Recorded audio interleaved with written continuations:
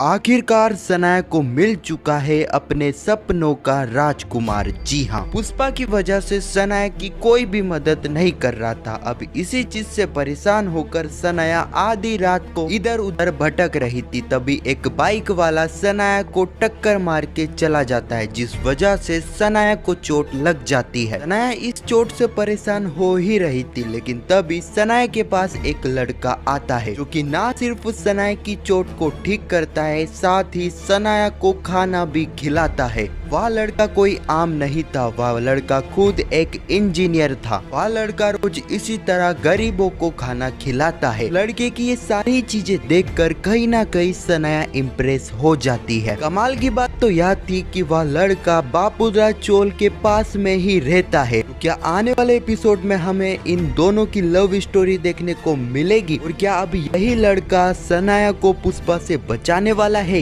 या फिर नहीं? इन सारी बातों को हम आज की इस वीडियो में जानने वाले हैं। तो बिना देरी करे पुष्पा इम्पॉसिबल के आज के एपिसोड की कहानी जानते हैं। कहानी की शुरुआत में हम राशि और पुष्पा को देखते हैं। इस वक्त तक काफी टाइम बीत चुका था, लेकिन सनाया अभी तक भी चोल वापिस नहीं आई थी। राशि कहती है, माँ इतना टाइम हो चुका है, सनाया वापिस नहीं आई है। सनाया शांतनु मेहता जी के पास तो नहीं चली जाएगी? पुष्पा कहती है, राशि ऐसा कुछ भी नहीं होने वाला है, क्योंकि मैंने पहले ही इस बारे में शांतनु मेहता को बता दिया है। चाहते हुए भी सनाया को वापिस बापूराज चोल में ही आना होगा। अगले ही पल हम सनाया को देखते हैं जो कि शांतनु मेहता के पास पहुंच जाती है, लेकिन शांतनु मेहता सनाया को उनके घर में ही आने नहीं देते और कहते हैं, सनाया आई एम सॉरी, लेकिन तुम घर में नहीं आ सकती हो। तुम्हारे लिए बापूराज चोल ही 3 साल के लिए ठिकाना है। घर का दरवाजा तुम्हारे लिए 3 साल के बाद ही खुलेगा। ना सुनते ही सनाया भड़क जाती है, कहती है, डैड आप ये क्या बोल रहे हैं? आपको पता भी है जैसे तैसे मैं उस चोल से निकली हूँ, आप बोल रहे हो कि वापिस मैं उसी चोल में जाऊँ? उस चोल में पुष्पा के घर पर एक ही बाथरूम है कि इतना गंदा है, और उल्टा उस 7 जनों को हमें एक ही बाथरूम यूज करना पड़ता है। शांतनु मेहता कहते हैं, सनाया मैंने तुम्हें बचाने के लिए कितने पापड़ बेले हैं, इसका अंदाजा तुम्हें नहीं है। तुम्हें पुष्पा के घर पर ही वापिस जाना होगा। इतना सुनते ही सनाया वहाँ से गुस्से में चली जाती है। अब यहाँ पर शांतनु मेहता पुष्पा को कॉल कर देते हैं और कहते हैं, पुष्पा जी सनाया यहाँ पर आई थी, आपने जैसा कहा था वैसा ही मैंने करा है। सनाया यहाँ से तो निकल चुकी है, लेकिन सनाया जैसे ही बापूराज चोल पहुँच जाए तो मुझे एक बार इन्फॉर्म कर देना। अगले ही पल हम पुलिस स्टेशन का सीन देखते हैं, जहाँ पर आधी रात को तेजस्वी मैम पुलिस स्टेशन पहुँच जाती है। तेजस्वी मैम सारे ही केसों की जानकारी एसपी संदीप से ले रही थी। तेजस्वी मैम कहती है, संदीप सनाया की कार चोरी के केस का क्या हुआ? एसपी संदीप बताते हैं, मैम हमने उन चोरों को पकड़ लिया है, और इस केस में प्रार्थना पटेल के जो हस्बैंड है चिराग पटेल, उन्होंने हमारी इस केस में काफी ज्यादा मदद करी। मैम उस चिराग का दिमाग एकदम पुलिस वाले की तरह ही काम करता है। मैम शायद चिराग की वजह से ही हम उन चोरों को पकड़ पाए। सुनने के बाद कहीं ना कहीं तेजस्वी मैम को याद आता है कि किस तरह चिराग ने उन्हें कहा था कि वह प्रार्थना की जगह पुलिस फोर्स ज्वाइन करना चाहता है। तेजस्वी मैम कहती है, संदीप मैं चिराग से कुछ बात करना चाहती हूँ, चिराग को कल मुझसे मिलने के लिए बुलाओ। अगले ही पल हम सनाया को देखते हैं, जिसके पेट में तो चूहे कूद रहे थे, इसलिए सनाया एक रेस्टोरेंट में जाकर बैठ जाती है। सनाया उस रेस्टोरेंट में पानी तो पी लेती है, लेकिन उस रेस्टोरेंट के खाने का प्राइस देखकर ही सनाया के होश उड़ चुके थे, क्योंकि यहाँ पर खाना काफी ज्यादा महंगा था और सनाया के पास सिर्फ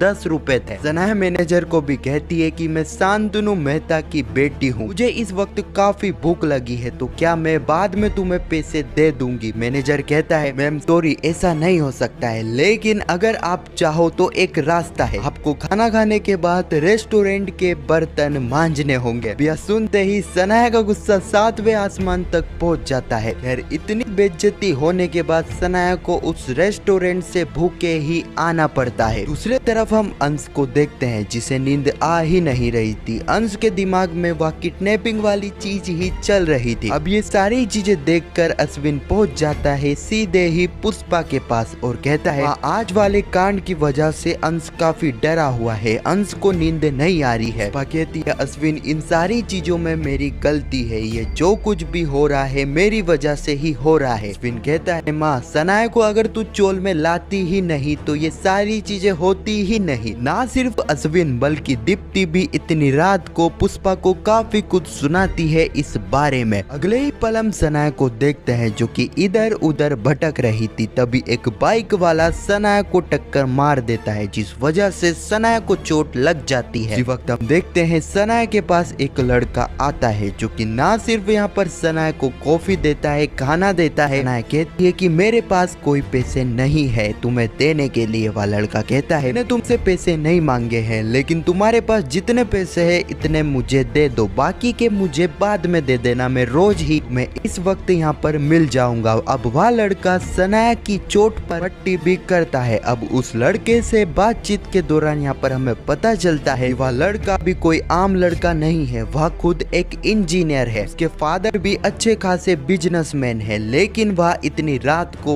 गरीबों को खाना खिलाने के लिए ही सारी ही चीजें करता है। कहीं ना कहीं उस लड़के की ये सारी चीजें देखकर समझकर कहीं ना कहीं सनाया उस लड़के से थोड़ी बहुत तो इम्प्रेस होती है। कमाल की बात तो यह थी कि वह लड़का बापुद्रा चोल के थोड़ी सी आगे ही रहता है। अब एक चीज तो आपके भी दिमाग में आ रही होगी, तो क्या शो के मेकर हमें इस लड़के और सनाया की लव स्टोरी दिखाना चाहते हैं? आज के एपिसोड में ही इस लड़के की एंट्री हुई है, तो ज्यादा कुछ तो हमें इस लड़के के बारे में पता नहीं चला है। जितना कुछ भी शो के मेकर ने आज के एपिसोड में इस लड़के के बारे में बताया है उससे तो ऐसा ही लगता है शो के मेकर हमें सनाया और इस लड़के का कहीं ना कहीं लव एंगल, लव स्टोरी दिखाना चाहते हैं। खैर इस लड़के के बारे में अगर आपको और भी जानना है और या कंफर्म करना है कि आने वाले एपिसोड में हमें इसके और सनाया के बीच में क्या कुछ देखने को मिलेगा, अगर आपको यह जानना है तो कमेंट सेक्शन में पार्ट 2 जरूर लिखना, उस पर मैं कल पूरी डिटेल में वीडियो बना दूंगा। खैर इसके बाद के सीन की बात करें तो